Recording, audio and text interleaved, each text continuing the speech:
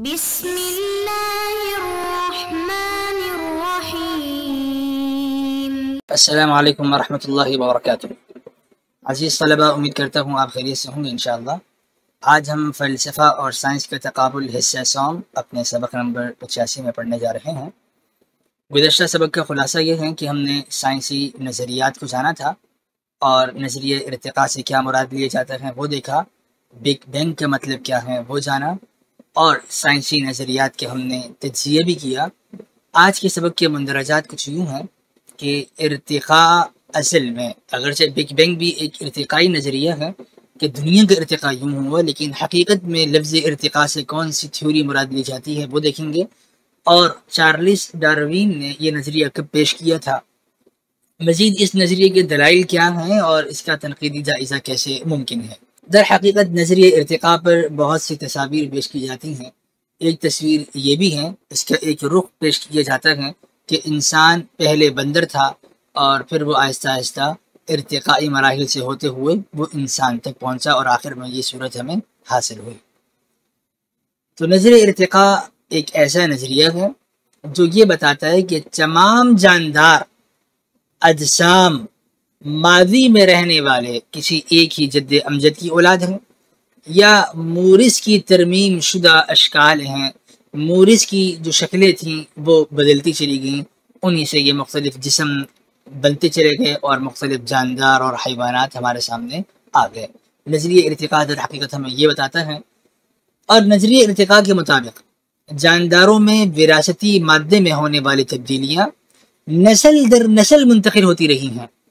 جو یہ ارتقائی سفر ہوا ہے، یہ نسل در نسل یہ سفر جاری رہا، اور یہ تبدیلیاں وقت کے ساتھ ساتھ جانداروں میں تبدیلیاں پیدا کرتی ہیں، اور پھر جاندار مختلف صورتوں میں ہمارے سامنے آتے ہیں۔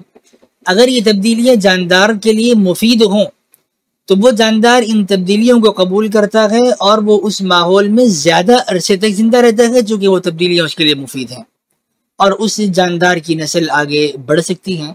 اسی طرح وقت کے ساتھ ساتھ جانداروں میں چونکہ تبدیلیاں مفید ہیں، تو ان تبدیلیوں کے مفید ہونے کی وجہ سے ایسی خصوصیات ان جانداروں میں پیدا ہو جاتی ہیں جو ان کے آباء و اجداد میں نہیں تھیں۔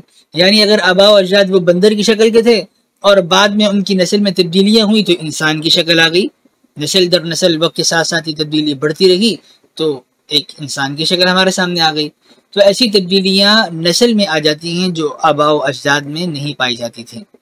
اب نظریہ ارتقاء کو کیسے دیکھا جاتا ہے، اس کے دلائل کیا ہیں؟ پہلی دلیل تو یہ کہ دیکھیں، ساختی مماثلت انسان میں اور دیگر جانداروں میں ایک طرح کی ساخت کی مماثلت پائی جاتی ہے، تو یہ اشتراک یہ بتا رہا ہے، تماثل بتا رہا ہے کہ ان میں آپس میں کوئی رشتہ ہے۔ تمام جانداروں میں کچھ مشترکہ جسمانی خصوصیات پائی جاتی ہیں، ہاتھ پاؤں سب کے ایک ہیں اور بہت سی خصوصیات جسمانی طور پہ مشترک ہیں۔ مثال کے طور پہ سیل کی ساخت، جو سیل پائے جاتے ہیں وہ ایک طرح کے ہیں۔ ڈی این اے کی ساخت اگر دیکھا جائے تو یہ بھی مشترک ہیں، اور بنیادی حیاتیاتی عمل یہ بھی مشترک ہیں۔ یہ مماثلتیں ایسی ہیں کہ اس سے ہمیں یہ پتہ چلتا ہے، اور یہ مماثلتیں اس بات کی نشاندہی کرتی ہیں کہ تمام جاندار ایک ہی جد امجد سے تعلق رکھتے ہیں۔ یہ ایک دلیل ہے نظریہ ارتقاء کی۔ اور دوسری دلیل یہ پیش کی جاتی ہے کہ ان میں چونکہ ارتقائی تبدیلیاں آئی ہیں اور یہ تبدیلیاں تمام جانداروں میں پائی جاتی ہیں، ارتقائی سفر تمام جانداروں میں مشترک ہے۔ جیسا کہ جانوروں کے سائز میں تبدیلی ہوتی ہے، پودوں کے پھولوں کی شکل میں تبدیلی ہوتی ہے، تو یہ تبدیلیاں کیا بتا رہی ہیں کہ ارتقاء ایک حقیقی عمل ہے جو ہمیں بتا رہا ہے کہ پیچھے یہ سارے کسی ایک ہی جد امجد سے تعلق رکھتے ہیں، اور یہ سارے کے سارے جاندار جد و جہد کرتے ہیں اپنی بقا کے لیے، اپنے ماحول میں زندہ رہنے کے لیے کوشش کرتے ہیں۔ تو جانداروں میں جو ایسی خصوصیات پیدا ہو سکتی ہیں جو انہیں اپنے ماحول میں زیادہ رہنے میں مدد کریں، یہ خصوصیات ارتقاء کے ذریعے ہی تو حاصل ہوتی ہیں۔ تو ارتقائی سفر اس بات پر دلیل ہے کہ یہ ایک ہی جد امجد سے تعلق رکھتے ہیں۔ تو نظریہ ارتقاء ایک سائنسی نظریہ ہے جس کی وسیع پیمانے پر حمایت کی جاتی ہے، اور یہ نظریہ آپ کو حیاتیات کے تمام شعبوں میں بنیادی کردار ادا کرتے ہوئے ملے گا۔ نظریہ ارتقاء کی مدد سے ہم جانداروں کی نشو و نما اور تنوع کو سمجھ سکتے ہیں کہ ان میں باہم کیا تبدیلیاں ہیں۔ نظریہ ارتقاء کس نے پیش کیا تھا اور کب پیش کیا تھا؟ تو کہا جاتا ہے کہ سب سے پہلے چارلس ڈاروین جو انگلستان کے تھے، انہوں نے 1859 عیسوی میں اپنی کتاب اصل الانواع میں اس نظریے کو متعارف کروایا۔ 1859 میں آپ نے اس نظریے کو متعارف کروایا تھا، لیکن حقیقت یہ ہے کہ چارلس ڈاروین سے بھی صدیوں پہلے، جن میں جاحظ، ابو العلا زکریا القزوینی، ابن خلدون، ابن مسکوے اور اخوان الصفا اور دیگر ایک طویل فہرست علماء کی جو مسلمان تھے، ان مسلمان مفکرین نے اس نظریہ ارتقاء کو پیش کیا ہے۔ تو ڈاروین نے انہی سے اس نظریے کو لے کر کچھ کانٹ چھانٹ کر کے اس نے اس نظریے کو متعارف کروایا۔ تو ڈاروین کی تھیوری دو بنیادی اجزاء رکھتی ہے۔ نمبر 1 نیچرل سلیکشن، یعنی قدرتی انتخاب ہوا، اور اسی کی تھیوری کے دوسرے جز کا نام ہے ڈیسنٹ ود موڈیفیکیشن، یعنی سلسلہ نسب کا ترمیم کے ساتھ آگے بڑھتے رہنا اور چلنا۔ تو پہلے جز کو جاہز نے چارلس ڈاروین سے تقریباً 1000 سال پہلے پیش کیا تھا، جو ڈاروین کے نظریے سے حد درجے مشابہ ہے۔ ڈاروین کے کمال صرف اتنا ہے کہ اس نے اس نظریے کو پختہ منطقی اور سائنسی بنیادوں پر اس طرح استوار کیا کہ یہ نظریہ اس کی پہچان بن گیا۔ حالانکہ اس نے یہ نظریہ مسلمان اساتذہ سے لیا، مسلمان مفکرین کی کتابوں سے اس نے اس نظریے کو اٹھایا تھا، اور اس بات پر بہت سے تاریخی شواہد بھی ہیں۔ ایک شاہد یہ ہے کہ ڈاکٹر بننے کے بعد جب وہ دنیا سے بیزار ہوئے تو عیسائی مذہب کی تعلیم کے لیے انہوں نے کیمبرج یونیورسٹی کا داخلہ لیا۔ وہاں وہ متعدد مسلمان مفکرین کی کتابیں پڑھتے رہے، اور انہی کتابوں سے انہوں نے اس نظریے کو اخذ کیا اور اس طور پر متعارف کروایا کہ وہ ہی اس نظریے کے بانی ہیں۔ اگر دیکھنا ہو کہ مسلمان مفکرین نے اس نظریے کو کہاں پیش کیا ہے، تو اس پر آپ ابن مسکوے اور اخوان الصفا کے نظریہ ارتقاء دیکھ سکتے ہیں۔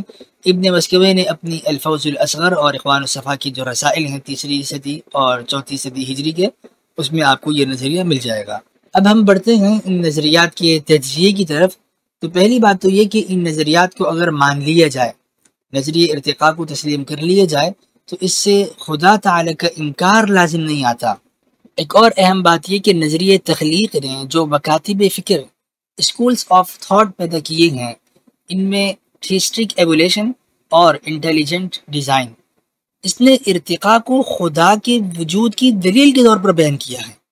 امریکن ماہر جینیات ڈائریکٹر NIH، ان کی کتاب ہے لینگویج آف گاڈ، تو اس کتاب میں انہوں نے اسی سلسلے کو ایک انداز سے پیش کرنے کی کوشش کی ہے کہ ارتقاء خدا کے وجود کی دلیل ہے۔ پھر ارتقاء یہ ایک نظریہ ہے یا امر واقعہ ہے، یعنی تھیوری ہے یا فیکٹ ہے۔ اس میں ماہرین حیاتیات ان کا آپس میں اختلاف ہے، کچھ کہتے ہیں کہ تھیوری ہے، کچھ کہتے ہیں کہ فیکٹ ہے۔ مثلا ڈاکنز کہتے ہیں کہ یہ امر واقعہ ہے، جبکہ فٹشیو کہتے ہیں کہ یہ ایک تھیوری ہے، نظریہ ہے۔ اور کچھ ایسے بھی ہیں جو کہتے ہیں کہ کچھ نظریہ ہیں اور کچھ امر واقعہ ہیں، جن میں ریچرڈ لینکسی اور دیگر سائنسدان آتے ہیں۔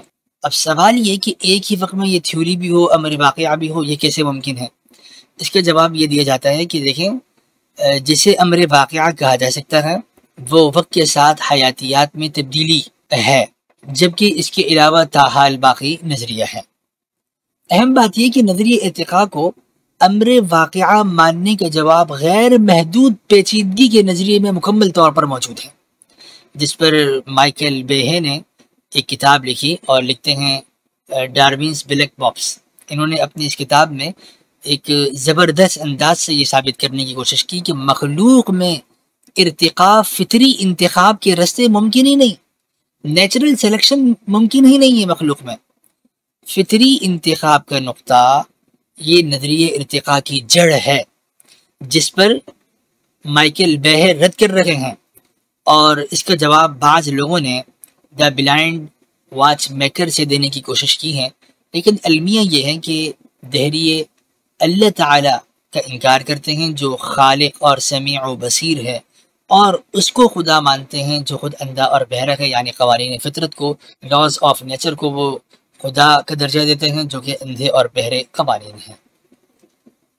اور ایک نقطہ اس میں یہ بھی ہمیں ملتا ہے کہ اگر ہم ڈاروین کے نظریے ارتقاء کو بالفرض و محال تسلیم کر لیں کہ واقعی ایسے ہی ہوا ہے، یہ امر واقعہ ہے، اگر ہم مان لیں تو ماہرین حیاتیات کی اس تھیوری پر جو عام بندہ ایمان لائے گا وہ تو اندھا ایمان ہی ہوگا، کیونکہ عام آدمی کے پاس اس نظریے کو سمجھنے کے لیے، تفصیلی مراحل کو سمجھنے کے لیے صلاحیت بھی نہیں ہے اور علم بھی اتنا نہیں ہے کہ وہ ان نظریات کے تنقیدی یا تجزیاتی جائزہ کر سکے۔